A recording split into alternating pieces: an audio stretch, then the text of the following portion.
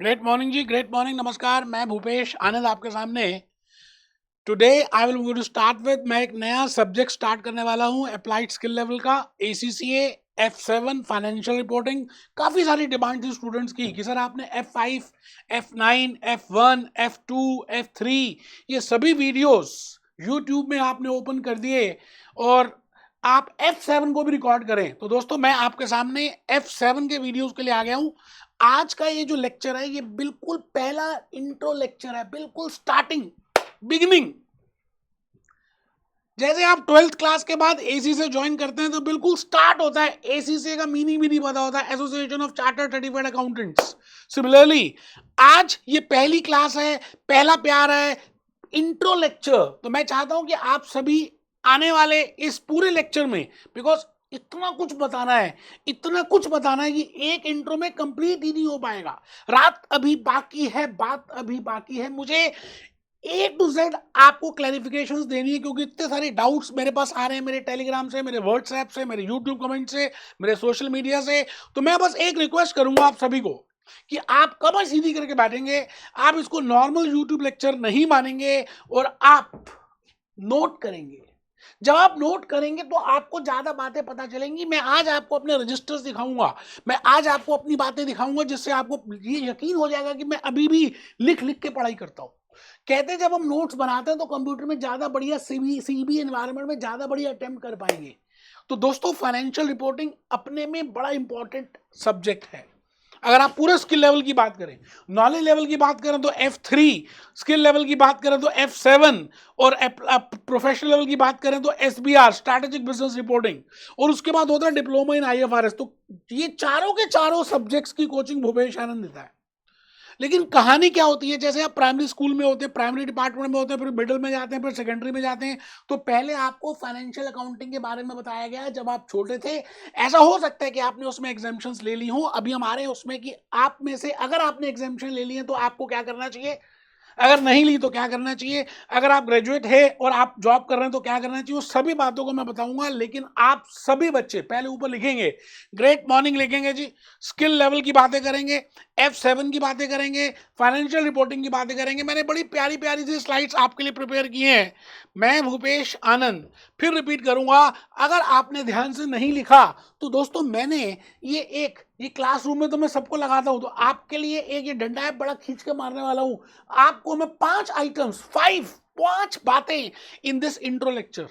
Intro series हो सकती है, intro series A, intro series B। मेरे को लगता है मैं 2-3 लेक्चर्स लूंगा इंट्रो लेक्चर्स बताने के लिए फाइनेंशियल रिपोर्टिंग में, क्योंकि एक में इतना कुछ बताऊंगा कि वो पूरा नहीं हो पाएगा। तो मैं I will be giving my emphasise on intro to F7, that what I want to say in regard to F7। Why the name of this paper is named as financial reporting. इसको financial reporting ही क्यों कहा गया।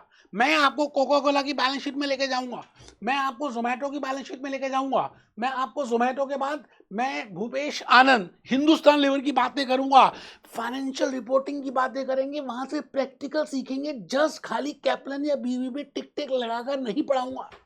मैं आ गया जी, मैं भूपेश आनंद आज आपके सामने चाहता हूं कि आई will be covering in these 5 issues, these 5 points, these 5 features in my 2 और 3 intro lectures. And financial reporting में फर्स्ट बात जो मैं कवर करूंगा उसका नाम है intro to F7। I think आज ही हम उसको डिस्कशन करेंगे। प्रीरिक्विजिट्स ऑफ FR, मतलब आप में से किन बच्चों को FR देना चाहिए और किन को नहीं देना चाहिए।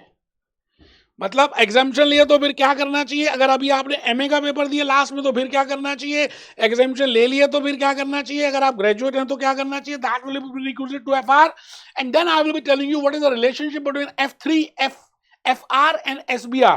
दोस्तों मैं एक आपके सामने टेबल लेकर आऊंगा, मैंने बड़ी मेहनत की है और उसमें कंपेयर किया है कि F3 का सिलेबस, मैंने इसका प्रिंट आउट भी लिया, देखिए हाईलाइट भी किया। F3 का सिलेबस, FR का सिलेबस और SBR स्ट्रैटेजिक बिजनेस रिपोर्टिंग का सिलेबस। मैं स्टडी हब में गया, because we are the learning partners, तो मैं स्टडी हब में गया। आपके पास स्टडी हब का एक्सेस है ही, वहां से मैंने सिलेबस देखा, टाइप किया, क्योंकि वहां से डाउनलोड नहीं हो सकता। तो मैंने F3, F7, SBR तीनों को रख दिया एक आमने सामने, तू मेरे सामने मैं तेरे सामने, so that I can compare, so that I can find out that why or what are the common points, why is F3 step 1, why FR is step 2 and why SBR is step 3. इन तीनों के बीच में ताना बाना क्या है? मतलब आप ये देखिए ना कि एक चैप्टर में F3 देखेंगे, अभी देखेंगे, पहले मैं चाहता हूं कि आप थोड़ा सा लिखें, ये आइए जी, मैं भूपेश आनंद, मैं भूपेश आनंद आ गया जी। ये देखिए सर, ये देखिए, ये आपके लिए मैंने कुछ बातें यहाँ पे लिखी हैं, तो मैंने कहा जी मैं I will be discussing with 5 points. मैं कुछ वीडियोस दिखाऊंगा, अपने वीडियोस भी दिखाऊंगा, अपनी ड्रीम मूवीज दिखाऊंगा, तो आप लिखें introduction to F7, prerequisite of FR, F3, F7 SBR, and then I will be discussing the examination pattern, that why the examination pattern of FR is very important. What I mean by section A, section A में कौन से questions पूछे जाएंगे, section B में कौन से पूछे जाने वाले हैं, आप स्प्रेडशीट कैसे यूज करोगे, मैं एक्सेल में क्वेश्चन कराऊंगा, मैं आपको बीबीबी का मटेरियल दिखाऊंगा। मैंने उन सब मटेरियल्स को ले लिया दोस्तों। आई have already purchase a E book of BBB, मेरे पास हार्ड कॉपी भी है बीबीबी की, मेरे पास सॉफ्ट कॉपी भी है, तो लेकिन आपको मैं कहूंगा आप सॉफ्ट रखें। मैंने हार्ड भी लिए, सॉफ्ट भी लिए, book shelf, vital source, plus उसके बाद मैं आपको अपने जूस नोट्स भी दिखाने वाला हूं, सारी बातों का खुलासा करेंगे। आई हैव ऑलरेडी प्रिपेयर्ड दैट। मैं भूपेश आनंद, मैं भूपेश आनंद इन सभी बातों को डिस्कस करूंगा। 241 241 पेज हैं जी, 241 पेज हैं, and there are 17 chapters which are there. मैं इसका थोड़ा सा फॉन्ट भी बड़ा करूंगा जब मैं डिस्कशन करने वाला हूं। मैं जस्ट अभी तो एक आइडिया देने वाला हूं कि मैं आपके लिए क्या करने वाला हूं और आपको कहां से कराऊंगा। ये देखिए जी, मैंने थोड़ा सा फॉन्ट का साइज भी बढ़ा दिया, अब आपको दिख रहा होगा, ठीक है सर। आइए आइए आइए, भूपेश आनंद के साथ हम 17 चैप्टर्स की बात करेंगे, और उससे साथ साथ मैंने कहा जी, मैंने 4 आइटम्स आपको बता दी। फिफ्थ आइटम है ऑल जनरल एफएक्यूज, जो भी आपके फ्रीक्वेंटली आस्क्ड क्वेश्चंस हैं मैं कराऊंगा, मैं बताऊंगा। तो ये 5 बातें मैं आने वाले 2-3 इंट्रो लेक्चर्स में कंप्लीट करने वाला हूं। मुझे उम्मीद है कि मैं सारी बातें डिस्कस कर पाऊंगा। आप सभी के सभी स्टूडेंट्स मेरी बात को ध्यान से समझेंगे। मैंने कहा जी फाइनेंशियल रिपोर्टिंग, वैसे आपको क्या लगता है, रिपोर्टिंग जब आप बहुत छोटे से थे, स्कूल में जाते थे, तो आपको रिपोर्ट कार्ड मिलती थी, और रिपोर्ट कार्ड में कई बार मार्क्स अच्छे आते थे, कई बार गंदे आते थे, क्योंकि उस रिपोर्ट कार्ड को आप छुपा के भी रखते थे जब मार्क्स अच्छे नहीं आते थे। मैं अपनी बात कर रहा हूं, क्योंकि उस रिपोर्ट कार्ड में इंग्लिश के, मैथ्स के, हिंदी के, साइंस के, सोशल स्टडीज के, संस्कृत के सबके मार्क्स थे। उसमें आपका बिहेवियर भी बताया हुआ है, उसमें आपकी बाकी ओवरऑल करिकुलर एक्टिविटीज का भी बताया हुआ है, उसमें आपके लिए मैडम ने कमेंट भी पास किया हुआ है। आप ये समझ लीजिए कि आप अगर कुछ भी नहीं बताएंगे तो आपकी वो रिपोर्ट कार्ड जो क्लास टीचर ने साइन करके दिया अपने पेरेंट्स को साइन कराने के लिए, वो पेरेंट्स सब कुछ पता लगा सकते हैं उस रिपोर्ट कार्ड से। तो वहीं से कंसेप्ट स्टार्ट हुआ रिपोर्ट, और वहीं से कंसेप्ट स्टार्ट हुआ फाइनेंशियल रिपोर्ट। आप मेरी बात को समझ रहे हैं? मैं आज आपके सामने F7 फाइनेंशियल रिपोर्टिंग की बात कर रहा हूं। ग्लोबलाइजेशन का जमाना आ चुका है। ट्रम्प साहब सेकंड टाइम बन के, आप उन्होंने प्रेसिडेंट बन के क्या किया आपको पता ही है ना। Israel, Russia, Ukraine, India, Pakistan, Sindoor, पता नहीं क्या क्या होता जा रहा है। ग्लोबलाइजेशन, लिबरलाइजेशन, डीरेगुलेशन, सब चीजें जैसे एक दुनिया बदल सी गई है, एक फ्लैट वर्ल्ड बन गया छोटा सा। आप ये बताइए कि कोका कोला की ये जो कंपनी है, कोका कोला का हेड ऑफिस यूएसए में, न्यू जर्सी में, बट कोका कोला तो इंडिया में भी पीते हैं, पाकिस्तान में पीते हैं, ऑस्ट्रेलिया में पीते हैं, नेपाल में पीते हैं, बांग्लादेश में पीते हैं, जुमरी तलैया में पीते हैं। It means Coca Cola has different subsidiaries, different associates, different investments, different invest in different parts of the world. इस दुनिया में सबको कोका कोला पीने की, सॉफ्ट ड्रिंक पीने की आदत पेप्सिको ने और कोका कोला ने डाल दी। अब आप ये बताइए कि पाकिस्तान में जो उनकी फाइनेंशियल स्टेटमेंट्स प्रिपेयर करेंगे, तो पाकिस्तान का लॉ अलग हो सकता है, उनकी स्टैंडर्ड्स अलग हो सकती है। इंडिया में अलग लॉ है कि भाई आपको अकाउंट्स, अपनी रिपोर्ट्स, भाई पूरे 12 महीने में आपने क्या किया, इस 3 महीने में क्या रिपोर्ट बनाई। It means you have to prepare a quarterly report, you have to fulfil the form 10K in SEC, security exchange commission US से। आपको सारा कुछ फिलअप करना पड़ेगा। आपको रिपोर्ट्स बनानी पड़ेंगी, आपको monthly test, half yearly test, annual test, सबकी रिपोर्ट जैसे मिलती है, आपको similarly as a corporate accountant, as a management accountant, as a ACCA, as a global chartered accountant, you have to prepare the reports, and you should know how to prepare those reports, and those should not be prepared as per different standards, you know. ऐसा थोड़ी है कि Japan में subsidy तो जापानी standard के हिसाब से बना देंगे, इंडिया में तो इंडिया के हिसाब से बनाएंगे, पाकिस्तान में तो पाकिस्तानी एस से बनाएंगे, हांगकांग में तो हांगकांग के हिसाब से बनाएंगे, चाइना में तो चाइना के। बेटे इतनी कंफ्यूजन हो जाएगी, कहीं ना कहीं हार्मोनाइजेशन होना चाहिए। तो ये जो सब्जेक्ट है ना F7 का, फाइनेंशियल रिपोर्टिंग का, आप खाली BBP से पढ़ लें, खाली स्टडी अप से पढ़ लें, खाली कैपलॉन से पढ़ लें तो कुछ भी समझ नहीं आना, पास हो सकते हैं। लेकिन अगर आपने मेरे लेक्चर्स को ध्यान से नहीं सुना, क्योंकि मैं आपको उसका रीजन बताऊंगा कि मैं ऐसा ही क्यों हूं, ये सब्जेक्ट आने के पीछे कारण क्या है।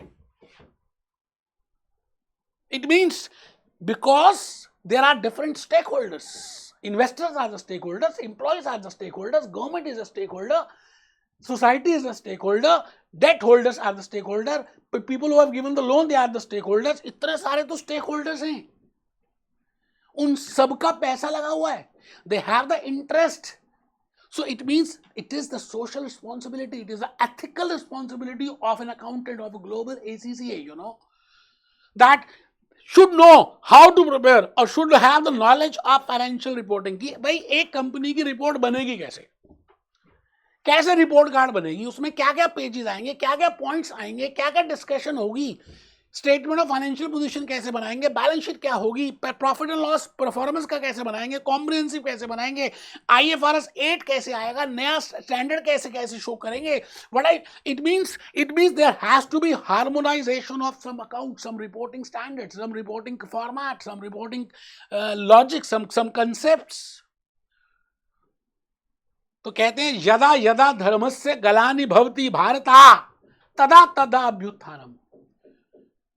फाइनेंशियल रिपोर्टिंग का जन्म इसीलिए हुआ कि अगर एक कंपनी ग्लोबल कंपनी है, मल्टीनेशनल कंपनी है और अ सिंगल एंटिटी कंपनी है, there is a difference between the group company and a single entity company. We will see to it. Today's intro lecture, I'm not going in that detail. The point is, I just want to tell you that what is the difference between, or why there is a crux, or why there is the importance of financial reporting. Financial reporting की importance क्यों पड़ी, और ये subject skill level में सबसे difficult क्यों माना जाता है, और इसमें मेरे लेक्चर सबसे ज्यादा फेमस क्यों हैं, ये सारी बातों को डिस्कस करने वाले हैं। तो आइए जी, there are 5 main capabilities of financial reporting as per ACCA।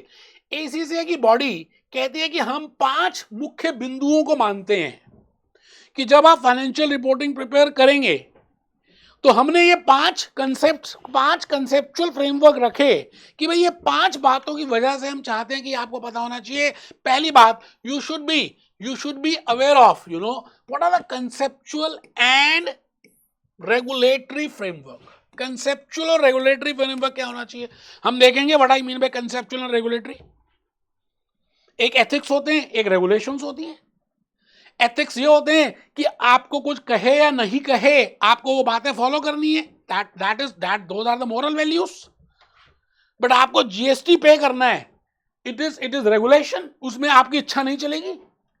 It means there is a difference between concepts and regulation. We will discuss to that. There are 23 chapters दोस्तों, 23 चैप्टर, 23 चैप्टर्स हैं FR में। और भूपेश आनंद आज आपको relationship बताएगा कि भाई FA, FR and SBR के बीच में क्या रिलेशनशिप है। बस ऐसा नहीं कि आए बुक में मार्क कर दिया, बोल दिया, क्वेश्चन करा दिया और हो गया काम, नहीं। तो सेकंड ब्लॉक जो उन्होंने रखा कि भाई आप अपनी ट्रांजैक्शंस को रिकॉर्ड कैसे करेंगे, जो आपने F3 FA में भी देखा। अब ऐसा हो सकता है कि आपको एग्जाम्पशन ले लियो आपने, तो मैं F3 भी पढ़ाता हूं, उसके सारे वीडियोस हम आपको फ्री ऑफ कॉस्ट देने वाले हैं। वैसे भी मैंने वो वीडियोस अपने अलग से dedicated channel ACCA with Bhupesh Anand में डाल दिए हैं। उसमें ऐसे बेहतरीन वीडियोस हैं दोस्तों कि कमाल हो जाएगा, आपको समझ आ जाएगा कि ट्रांजैक्शंस की एंट्री कैसे करते हैं, how we prepare journal entry, what I mean by trial balance, what I mean by balance sheet, what I mean by this, what are the subsidiary books, what are the transactions, what are the provisions, what are the standards। मतलब basic बातें। यहां कुछ और धीरे धीरे प्यार को बढ़ाएंगे, हद से गुजर जाएंगे, जो क्यों, बिकॉज वहां पे भी F3 में भी we have discuss financial reporting, वहां पे भी हमने डिस्कस किया हुआ है। ये देखिए वहां पे भी मैं डिस्कस करूंगा क्या मैंने I have already discuss that what I want to say in regard to recording of transactions. ये देखिए F3 के एक बार सब्जेक्ट्स देख लेते हैं, फिर हम आएंगे धीरे धीरे। Financial reporting and financial statement पहला चैप्टर है F3 में, ठीक है जी। Elements of financial statements and bookkeeping, elements of financial statement and bookkeeping, regulatory and conceptual वो फ्रेमवर्क यहाँ पे भी है, बट यहाँ पर FR में इसके इन्होंने 2 चैप्टर्स बना दिए। ये देखिए conceptual framework and regulatory framework, वहां पे एक ही चैप्टर में कर दिया, क्योंकि अब आप बड़े हो गए हैं। जब आप बड़े हो गए हैं तो आपकी रिस्पॉन्सिबिलिटी बड़ी बनती है। आपको ज्यादा रेगुलेशंस के बारे में पता होना चाहिए, आपको ज्यादा IFRS के बारे में पता होना चाहिए, आपको ज्यादा US GAAP के बारे में पता होना चाहिए। You should be aware of all these things, so that's why they have prepared a separate chapter for conceptual and framework and the regulatory framework. And just have a look on this F3 by dear friends. F3 में अगर हम देखें तो recording की बात हो रही है, रिकॉर्डिंग की बात हो रही है, रिसीवेबल्स की बात हो रही है ना, IAS 37, IAS 2, IAS 16, IAS 38, all international standards की बात हो रही है। IAS 10 की बात हमने की थी। ट्रायल बैलेंस, ये देखिए ट्रायल बैलेंस आप बना रहे हैं, प्रिपेयरिंग फाइनेंशियल स्टेटमेंट बना रहे हैं, तो आपको यहां पे थोड़ा सा बताया गया कंसोलिडेटेड फाइनेंशियल स्टेटमेंट्स। अब आप अगर ध्यान से देखें तो ये फाउंडेशन था। अब ऐसा हो सकता है ना कि आप AC से कर रहे हैं तो आपको फाउंडेशन क्लियर है तो आपके लिए एग्जाम्प्ट कर दिया, बट द पॉइंट इज मैं हमेशा रिकमेंड करूंगा कि आप मेरे F3 के वीडियोस, बिकॉज हम दे ही फ्री ऑफ कॉस्ट रहे हैं, तो आप उनको जरूर देखें। एटलीस्ट 1.5-2x की स्पीड में देखें, एटलीस्ट वो चैप्टर्स तो देखें जो आपको नहीं आते, एक आइडिया लें, तब जाकर F7 स्टार्ट करेंगे तो सोने का रंग चोखा होगा, मतलब आपको ज्यादा समझ आएगा। बिकॉज अगर आप देखें ना F7 में अगर आप ध्यान से देखें तो पहला चैप्टर है conceptual framework, regulatory framework, tangible non current assets, वहां पे भी करंट एसेट्स था, but they have prepared 3 separate chapters, tangible non current assets, intangible assets, impairment of assets. Just have a look on this chapter 3। Chapter 4 देखिए intangible, chapter 5 देखिए impairment, assets की बात होगी, अलग अलग बातें डिस्कस करेंगे, प्लांट प्रॉपर्टी की बात करेंगे, SOFP की बातें करेंगे। SOFP आप देख रहे हैं मेरे मुंह से कितनी जल्दी जल्दी क्या क्या निकलता जा रहा है, क्योंकि मैं चाहता हूं कि सब कुछ आपको जल्दी से बताऊं। And then we will be discussing the revenues, profit and loss part. और यहां देखिए आप चैप्टर 7 ऑनवर्ड्स अगर आप ध्यान से देखें तो चैप्टर 7 से लेकर चैप्टर 7 से लेकर चैप्टर 7 इंट्रोडक्शन टू ग्रुप्स, ये ग्रुप्स की बात हो रही है, कंसोलिडेटेड की बात हो रही है, कंसोलिडेटेड की बात हो रही है, ग्रुप्स की बात हो रही है, ग्रुप्स की बात हो रही है। तो मैंने क्या किया, इसकी अलग से कैटेगरीज प्रिपेयर कर दी कि भाई 23 चैप्टर है, अभी आएंगे डिस्कस करेंगे कि ये 23 चैप्टर्स को किस तरह से, how I will be dealing with. No doubt BBB they have given the good stuff, they have given the Kaplan ने किया है, स्टडी हब ने किया है, लेकिन भूपेश आनंद आपको रिलेशनशिप से बताएगा कि पहले आपको ये चैप्टर्स ही क्यों करने चाहिए, फिर उसके बाद सेकंड स्टेप ये क्यों करना चाहिए, फिर थर्ड क्या करना चाहिए, फिर इसके क्वेश्चंस कैसे करने चाहिए, एक्सेल में कैसे करने चाहिए, स्प्रेडशीट का मतलब एक्सेल कैसे करना चाहिए, वर्ड में कैसे टाइप करने चाहिए।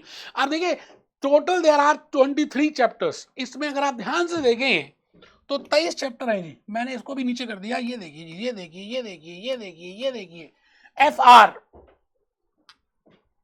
17 चैप्टर्स है और मैं 23 चैप्टर्स और मैंने 6 कैटेगरीज प्रिपेयर की हैं। पहली कैटेगरी आप देखें तो लिखा हुआ है conceptual framework and the regulatory framework, we will discuss to that. Chapter 3, 4 और 5 एसेट्स के ऊपर है, तो मैंने इसकी कैटेगरी A बनाई, इसकी कैटेगरी B बनाई, अलग अलग कैटेगरीज दे दी। और इसके बाद हम करेंगे category number C। Category number C में हम रेवेन्यू को डिस्कस करेंगे, गवर्नमेंट ग्रांट्स को डिस्कस करेंगे, इसके साथ साथ I will be discussing with financial instruments, leasing, provisions and events after reporting date, inventories and agriculture, पहले था इन्वेंटरीज, अब है inventories and agriculture, taxation, what I mean by taxation, what I mean by deferred tax, उसको discuss करेंगे। Then category D, single entity की financial statements and how we report that financial statements. Then category E, that is groups, consolidated balance sheet. Category F, बेटे बड़ी मेहनत की है, इतनी मेहनत की है कि आप सोच भी नहीं सकते कि किसी कोई भी टीचर से आप अगर देखें तो मैं ये नहीं कह रहा कि सब अच्छा नहीं पढ़ाते, लेकिन जिस तरह से मैंने हार्डवर्क किया है, जिस तरह से मैंने एनालिसिस किया है, जिस तरह से मैंने रिलेशनशिप निकाली, जिस तरह से जो बातें मैंने डिस्कस की हैं, मुझे नहीं लगता कि कोई ऐसा कराता है। तो आइए आइए जल्दी से हम एक बात दो थोड़ी सी और लिख लें। मैं भूपेश आनंद आपको सिलेबस बता चुका हूं। मैंने कहा जी देयर आर 23 चैप्टर्स। अभी हम रिलेशनशिप देखेंगे एसबीआर की और एफआर की रिलेशनशिप देखेंगे। मैं इन 23 चैप्टर्स को एक छोटे से फ्लो चार्ट के थ्रू बताना चाहता हूं। आइए जी, आइए मैं इसको किस तरह से दिखाना चाहता हूं। आइए दोस्त, आप सभी ने क्या करना है, एक सिंपल सा फ्लो चार्ट प्रिपेयर करना है। अच्छा, अब ये फ्लो चार्ट होगा कैसा मैं बताऊं। ये देखो, ये फ्लो चार्ट कुछ इस तरह का होने वाला है। जैसे मैंने यहाँ पे लिखा, यहाँ लिखूंगा मैं flow chart of financial reporting F7, ठीक है। फिर यहाँ पे मैंने लिखा व्हाट इज, यहाँ पे मैं पहला बॉक्स जो बनाऊंगा अभी हम देखेंगे, आपने नहीं बनाना, पहले देख लीजिए। यहाँ पे एक बॉक्स प्रिपेयर करूंगा, फिर यहाँ पर एक बॉक्स प्रिपेयर करूंगा, फिर यहां पर इसके नीचे, इस बॉक्स के नीचे इनके आंसर्स लिखूंगा। कुछ इस तरह की रूपरेखा होनी चाहिए। तो आप अपने रजिस्टर में थोड़ी सी स्पेस उसी हिसाब से लें, इसको नॉर्मल लेक्चर मत माने। और यहां पर मैं लिखूंगा what is objective of financial reporting. I think आप बात को शायद समझ पा रहे हैं। मैं फिर कह रहा हूं, यहां पे मैं इस बॉक्स में लिखने वाला हूं what is meaning of FR. Coca Cola की, जोमेटो की, एसीसी सीमेंट की, पेप्सिको की, जनरल मोटर्स की, एलन मस्क की, टेस्ला की, माइक्रोसॉफ्ट की, सभी की फाइनेंशियल स्टेटमेंट्स में दिखाऊंगा और आपको बताऊंगा कि फाइनेंशियल रिपोर्टिंग की इंपॉर्टेंस क्यों है, why it is also in the professional level. यहां पे मैं 4 क्वेश्चंस आपसे पूछूंगा। What is the meaning of this? What is the meaning of financial reporting? Why conceptual framework is important? Why regulatory framework is important? How you will record the transactions? How you will do the accounting for single entity and the consolidated? And how you will do the interpretations? Those are the 4 questions. और उनके लिए मैंने 4 answers यहाँ पे लिखे हैं। यहाँ पे लिखूंगा answer number 1, answer number 2, answer number 3 and answer number 4। और लास्ट में आई will be writing down objective of financial reporting. आराम से बैठे, कोई जल्दी है ही नहीं। आपने बड़े सारे लेक्चर्स किए होंगे जी फाइनेंशियल रिपोर्टिंग के, यूट्यूब में भरा पड़ा है। जिस तरह से मैं बता रहा हूं, जिस तरह से मैं फ्लो चार्ट से पूरे 23 चैप्टर का ताना बाना, इसकी रिलेशनशिप एफए के साथ, इसकी रिलेशनशिप एसबीआर के साथ, और कैसे कैसे कैसे कैसे आपको सब चीजें करनी है, मुझे नहीं लगता ऐसा किसी ने हार्डवर्क से बताया हो। तो इस तरह से आपका फ्रेमवर्क आने वाला है। तो मैंने इसको यहां पर प्रिपेयर किया है। ये देखिए, ये फ्लो चार्ट आपके लिए बड़ी मेहनत की ऑलरेडी प्रिपेयर किया। आप इस फ्लो चार्ट को प्रिपेयर करेंगे, आप लिख लें जी flow chart of financial reporting F7 for understanding better view. हम एक चित्र बना रहे हैं। I am preparing a diagram for financial reporting, that is F7. So first part I have written is what is the meaning of financial reporting. As I have just told you कि annual report card होती है, annual reports होती हैं। जोमेटो की annual reports देखेंगे हम, जोमेटो की annual reports देखेंगे। ये देखिए एनुअल रिपोर्ट्स हैं 2023 की। वैसे ये मैं 2025 में रिकॉर्ड कर रहा हूँ, है ना, लास्ट में दिसंबर के आसपास रिकॉर्ड कर रहा हूँ। तो ये मेरे को चांस की बात है, चलिए, नहीं तो मैं थोड़ा सा लेटर, मैं चाहता था कि आप देखें कि कितनी ज़्यादा ये पेजेस, देखिए कितने सारे हैं, है ना। पेजेस 370 पेज हैं जी, 370 पेजेस की इन्होंने पीपीटी प्रिपेयर किए हैं just to explain their financial statement. Just have financial highlights. देखिए, ये देखिए फाइनेंशियल हाइलाइट्स के साथ साथ मैं सीधा आ रहा हूँ फाइनेंशियल स्टेटमेंट्स में, और फाइनेंशियल स्टेटमेंट्स में प्रॉफिट एंड लॉस, और देखिए कितना शेयर इनका इंक्रीज हो रहा है एवरी डे। इनकी ब्लिंकिट ऐप है and how much they are growing. ये सब बातें अब हम डिस्कस करेंगे, लेकिन आने वाला ज़माना इन्हीं का है जी। आप देख लीजिए आप कितना यूज़ करते हैं इस ऐप को। और धीरे से सीधा मैं आ रहा हूँ फाइनेंशियल स्टेटमेंट्स में, या इसमें इन्होंने स्लाइड फॉर्म में प्रिपेयर किया है। मैंने जान के इसको आपके सामने शो करने की कोशिश की कि आपको लॉजिकली क्लियर हो। नहीं तो आप ये देखिए हिंदुस्तान यूनिलीवर में आ जाते हैं।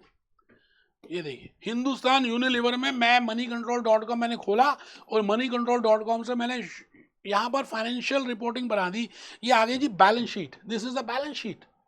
The first part which they have written is equity and liability, shareholders fund. What I mean by equity and liabilities, I should be aware of as a ACC, as a global chartered accountant, अब सभी companies की balance sheet एक ऐसी क्यों बननी चाहिए? मैंने अभी बताया there should be harmonisation, there has to be. ACC के पेपर इस दुनिया में कहीं से भी दो, एक ही तरह के होते हैं, वही पेपर होते हैं, वही फॉर्मेट होता है, वही डेट होती है अगर आप स्किल और प्रोफेशनल का देते हैं, अदरवाइज कितनी कंफ्यूजन हो जाएगी आप खुद सोचिए। Share capital, reserves and then other current liabilities, deferred, this आप देखिए, non current assets, current liabilities, then assets, non current asset, tangible, intangible, capital. आप इस दुनिया में किसी की बैलेंस शीट भी देख लें, आप कोका कोला की देख लें, अभी दिखाऊंगा आपको। तो you as a financial, as a global CA, you should be aware of all these formats, you should be aware of all these technicalities, so for that they have introduced, तो मैंने इसलिए यहां पर आपके लिए रखा मीनिंग ऑफ फाइनेंशियल रिपोर्टिंग। आप सभी अब मेरी बात को सुन रहे हैं, इस फ्लो चार्ट को प्रिपेयर करेंगे, फिर आगे चलेंगे। ऊपर आप हेडिंग लिख चुके हैं, कमर सीधी करके बैठे हुए हैं, बिल्कुल ढीले नहीं बैठे, मोबाइल फोन बिल्कुल आप ऑफ है आपका, और आप पहला बॉक्स लिख रहे हैं, what is the meaning of financial reporting. Financial reporting का मतलब क्या है? To provide information about performance and financial position, and comma लिखा हुआ है, to provide information about performance and financial position. मेरी बात को आप शायद समझ रहे हैं। मैं बॉक्स नंबर 1 में लिख रहा हूं what I want to say you in regard to financial reporting. इस सब्जेक्ट में फाइनेंशियल रिपोर्टिंग का मतलब ही क्या है? Report of finance, report of an entity. Entity can be a single entity or a combined entity. When I say single entity, कि मैं अकेला हूं, अकेला था, अकेला ही चलूंगा, मेरी कोई सब्सिडरी नहीं, मेरा कोई एसोसिएट नहीं, मेरा कोई जॉइंट वेंचर नहीं, मेरी कोई कुछ नहीं, मैं अकेला था, अकेला हूं, अकेला ही चलूंगा। कंसोलिडेटेड का मतलब क्या? कंबाइंड का मतलब क्या? ग्रुप का मतलब क्या? हम सब साथ साथ हैं, तुम मेरे हो, मैं तुम्हारा हूं, मैं होल्डिंग हूं, मैं बड़े पापा हूं, तुम मेरे छोटे पापा हो, तुम छोटे हो। इट मीन्स बड़े पापा, पापा, छोटे पापा, बड़ी मम्मी, छोटी मम्मी, सब मिलके, और कंट्रोल दादाजी का होता है। तो आप उसको कहते हैं कंसोलिडेटेड, उसको कहते हैं ग्रुप्स। आप मेरी बात को समझ रहे हैं? तो मैं यहां पे लिखूंगा, I want to show you the performance of an entity as well as of a group, so that is nothing but financial report. Now in order to understand this, I will be giving you 3 questions, 4 questions rather. अगर आप मेरे 4 questions का answer दे दें तो मैं ये समझूंगा कि आप फाइनेंशियल रिपोर्ट अच्छी तरह से कर पाएंगे, and you can understand financial reporting as well as strategic business reporting. सब बच्चे 3 बार में जाके पास होते हैं, आप पहले अटेम्प्ट में पास होंगे अगर आपने इन चारों क्वेश्चन का आंसर दे दिया। फर्स्ट क्वेश्चन देखिए, पहला क्वेश्चन है, सबने लिखना है, खाली नहीं बैठना, ये नॉर्मल लेक्चर नहीं है। What is conceptual and regulatory, थोड़ी सी स्पेलिंग मिस्टेक हो सकती है, conceptual and regulatory framework for financial reporting. पहला क्वेश्चन है जी मेरी तरफ से आपको, एसीसी की तरफ से आपको, what is the meaning of conceptual, why it is necessary, और what is the meaning of conceptual framework and regulatory framework. Question number 2, how to do accounting for transactions in financial statements. आप अलग अलग तरह की transactions को accounting कैसे करेंगे? अगर आपने एसेट बाय किया, अगर आपने पेन बाय किया, अगर आपने प्रोजेक्टर बाय किया, अगर आपने टीवी बाय किया, अगर आपने कैमरा बाय किया, अगर आपने ये माइक बाय किया, ये सब ट्रांजैक्शंस हो रही है, चाय पी, all these transactions no doubt we have seen in F3। But अगर आपने F3 नहीं किया तो वो वीडियोस तो देखेंगे, बट मैं आपको FR में भी नीचे से ऊपर तक बताने वाला हूं। तो सेकंड क्वेश्चन लिख लीजिए, how to do accounting for transactions in financial statements. और उसके बाद जब आपने अकाउंटिंग कर दी है ना, जैसे आपने अलग अलग मार्क्स दे दिए, इंग्लिश का पेपर दे दिया, मैथ्स का दे दिया, हिंदी का दे दिया, तो आपकी क्लास टीचर क्या करेगी, सब्जेक्ट टीचर क्या करेगी, पेपर चेक करेगी, मार्क्स देगी, और क्लास टीचर को आपका पेपर दे देगी। क्लास टीचर सारे मार्क्स को इकट्ठा करेगी और रिपोर्ट कार्ड प्रिपेयर करेगी। Similarly as a ACC, as a global chartered accountant, you will preparing the financial reports as per IFRS, as per global standards, as per harmonised standards. एक बच्चा कह रहा है पता नहीं IFRS क्या बोलता जा रहा है टीचर, अभी बताऊंगा what I mean by international financial reporting standards. Question 3 लिख लीजिए, how to report for financial statements. How to report, जब आपने ट्रांजैक्शंस एंटर कर ली तो उसकी रिपोर्टिंग कैसे करेंगे, and what is the process of analysing, analysis कैसे करेंगे। भाई एक पेशेंट जाता है एक डॉक्टर के पास और डॉक्टर को कहता है साहब मुझे ये है, तो डॉक्टर कैसे एनालिसिस करता है, ब्लड टेस्ट कराता है, बॉडी टेस्ट कराता है, उसका ब्लड प्रेशर चेक करता है, उसका शुगर लेवल चेक करता है, उसका टेम्परेचर चेक करता है, उसको आइस को देखता है, उससे कुछ बातें पूछता है. It means doctor is doing analysis. Similarly you as a global finance doctor, you have to do the analysis of Coca-Cola financial statements, you have to do the analysis of that Zomato, you have to do the analysis of that Unilever, you have to do analysis of those financial reports, those financial statements. तो 4 questions हैं जी आप, और मैंने इनकी 6 categories prepare किए हैं. बड़े logically मैंने 4 क्वेश्चन बनाए हैं. उन चारों का आंसर करने के लिए, पहले क्वेश्चन का आंसर करने के लिए आंसर 1, दूसरे का आंसर करने के लिए आंसर 2, तीसरे का आंसर करने के लिए आंसर 3, फोर्थ का आंसर करने के लिए आंसर 4. 4 आंसर्स हैं. पहला क्वेश्चन था what do you mean by conceptual, what is conceptual and regulatory framework of financial report. तो मैंने आपके 23 चैप्टर्स, 23 चैप्टर इन 4 आंसर्स में डिवाइड कर दिए, 6 कैटेगरीज में डिवाइड कर दिए, और आपको ये पता चलेगा कि आपस में रिलेट कैसे हो रहे हैं. तो पहला क्वेश्चन था what I mean by conceptual and regulatory framework. For that we will see why there is a need, what is IFRS foundation, what is IASB, what is IFRIC, what is formats, what is IFRS 8. अभी नया IFRS आ चुका है 8.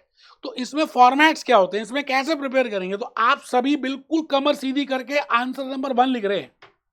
Need लिखेंगे, why there is a need of chapter 1 and chapter 2 in FR, why there is a need of conceptual and regulatory framework, what I mean by international financial reporting standard, what I mean by international financial reporting standard foundation, what I mean by IFRIC, what I mean by this, what I mean by that, सब लिखेंगे. Question number 1 अगर आप ध्यान से देखें तो दिख रहा है आपको मेरी स्क्रीन पे, आंसर नंबर 1 भी दिख चुका है. Question number 2 how you will do the accounting of transactions. आपने जो ट्रांजैक्शंस की हैं उसकी अकाउंटिंग ऐसे करेंगे.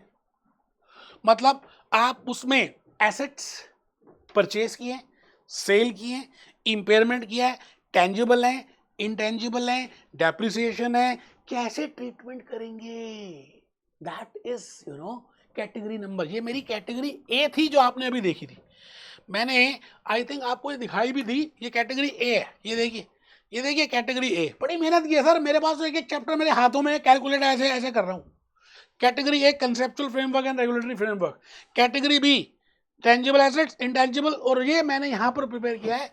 यहाँ पर आंसर नंबर 2 लिख रहे हैं. आंसर नंबर 2 है what, how do you accounting for transaction. तो आप लिख रहे हैं एसेट्स का लिख लीजिए, क्योंकि देखिए छोटी बैलेंस शीट जब हम प्रिपेयर करते हैं ना, तो यहाँ पे मैं लिखूंगा इक्विटी, यहाँ लिखूंगा लायबिलिटी, और यहाँ लिखूंगा एसेट्स. ये बैलेंस शीट बन गई. छोटा बच्चा जान के मुझसे ना टकराना रहे. ये देखिए इक्विटी, लायबिलिटीज, एसेट्स. अब ट्रांजैक्शंस इन्हीं में होती है. इक्विटी में होगी, लायबिलिटीज भी होंगे, लायबिलिटीज नॉन करंट भी होती हैं, करंट भी होती हैं, एसेट्स भी 2 होते हैं, नॉन करंट भी होते हैं, करंट भी होते हैं. तो मैंने यहाँ पे लिखा assets, liabilities, revenues, expense. Question number 3 था that how you will do reporting of financial statements. यहाँ पे मैं बाइफरकेट करूंगा single entity and combined entity. बेटे कंबाइंड एंटिटी के ऊपर 20 नंबर का क्वेश्चन सेक्शन सी में बार बार आता है, ईदर ऑफ सिंगल एंटिटी और ऑफ कंबाइंड एंटिटी. मैं आपको एक्सेल में कराऊंगा. मैं आपको अभी बताया ना मैंने कि मैंने ई कॉपी ली, और आपको भी कहूंगा कि आप ई कॉपी लें इसकी, और अल्टीमेटली हम इसमें डिस्कस करेंगे कि हम कैसे प्रिपेयर करते हैं. सारा कुछ हम देखेंगे. अभी चाहता हूं कि एक ही पहले फ्लो चार्ट कंप्लीट कर दें. और आंसर 3 हो गया जी single entity financial statement, consolidated financial statements.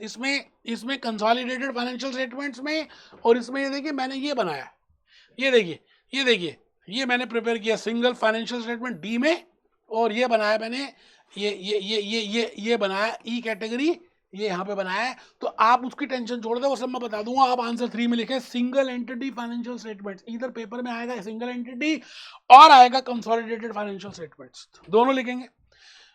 अब आपने क्या किया, कंसेप्चुअल फ्रेमवर्क देख लिया, रेगुलेटरी देख लिया, ट्रांजैक्शंस देख लिया, एसेट्स देख लिया, फाइनेंशियल स्टेटमेंट देख लिया, इंस्ट्रूमेंट देख लिया, लीजिंग देख लिया, इन्वेंट्री देख लिया, एग्रीकल्चर देख लिया, ट्रांजैक्शन एंटर कर दी, रेवेन्यूज देख लिए, गवर्नमेंट ग्रांट्स देख लिए. उसके बाद उनकी रिपोर्ट्स प्रिपेयर कर दी. अब सवाल ये आता है कि उसकी रिपोर्ट्स का एनालिसिस, जैसे मैंने अभी बताया था, तो एनालिसिस के लिए हम रेशियोज यूज करेंगे जो आप 11th क्लास से यूज करते आ रहे हैं, बट यहाँ पे डिटेल में करेंगे. ड्यू पॉइंट एनालिसिस होगी, रेशियोज होगी. उसको लास्ट कैटेगरी हम क्वेश्चन नंबर 4 मैंने जो बोला, क्या था question number 4, how you will do the analysis of interpret the financial statement. The ratios, we will be calculating the ratios, हम ट्रेंड्स देखेंगे, हम उसकी लिमिटेशंस भी देखेंगे। ये सब काम हम करने वाले हैं फाइनेंशियल रिपोर्टिंग में। ये इंट्रो लेक्चर 1 है, अभी इंट्रो लेक्चर 2 भी हो रहे वाला है, जिसमें आई will be discussing with examination pattern. So these are the 3 or I will say 4 questions. And what is the objective of FR? मैं इस समय FR करा रहा हूं। मैं आपसे पूछता हूं, क्या लगता है जी, FR फाइनेंशियल रिपोर्टिंग का हम ये चैप्टर कर क्यों रहे हैं? Why we are doing this subject? So that I can give a true and fair view to my stakeholders. अगर स्टेक होल्डर्स खुश होंगे तो अच्छे सेंटिमेंट्स मार्केट में जाएंगे, और अगर मार्केट में सेंटिमेंट्स अच्छे जाएंगे तो अल्टीमेटली मेरे शेयर की डिमांड इंक्रीज होगी, और जब डिमांड इंक्रीज होगी तो मार्केट प्राइस इंक्रीज होगा। जितना मर्जी ट्रम्प चिक चिक करता है तभी बढ़ेगा। तो यहां लिखिए टू मैक्सिमाइज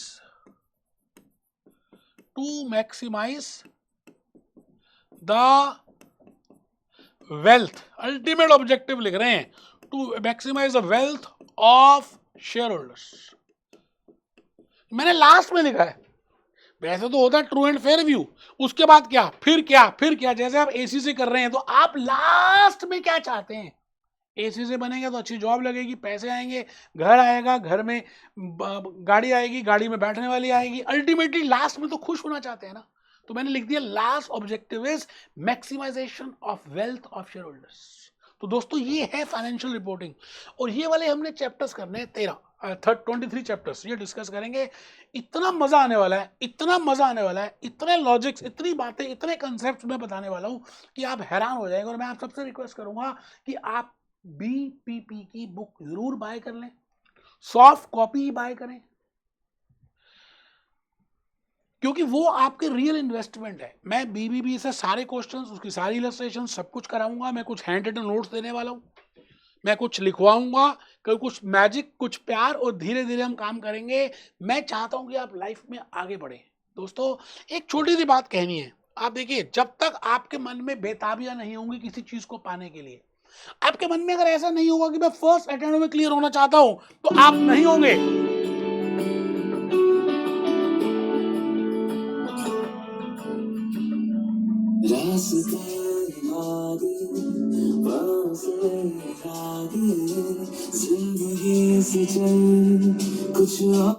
इरादे होने चाहिए, रास्ते, इरादे, तभी आप एफआर को फर्स्ट अटेम्प्ट में क्लियर कर सकते हैं।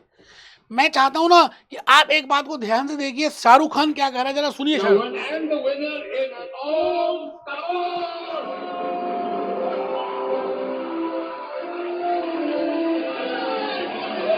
मैं इस सीन को 1 लाख बार से ज्यादा बार देख चुका हूं, और जब देखता हूं तो मुझे कुछ ना कुछ सीखने में मिलता है। आप देखिए क्या कह रहा है शाहरुख खान।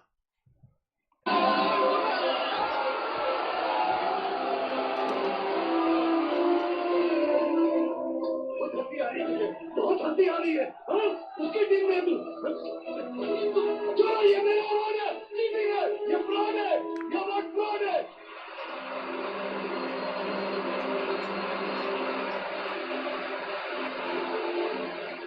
मुझे अवार्ड मिलेगा ना यार, लेकिन अवार्ड वाले अभी नहीं, तेरे को अवार्ड देना जी। पहले ये ले, मैं थोड़ा सा फॉरवर्ड कर दिया। मैं चाहता हूं उस डायलॉग पे आप तवज्जो लेकर आए, जो मैं चाहता हूं कि आप सुने।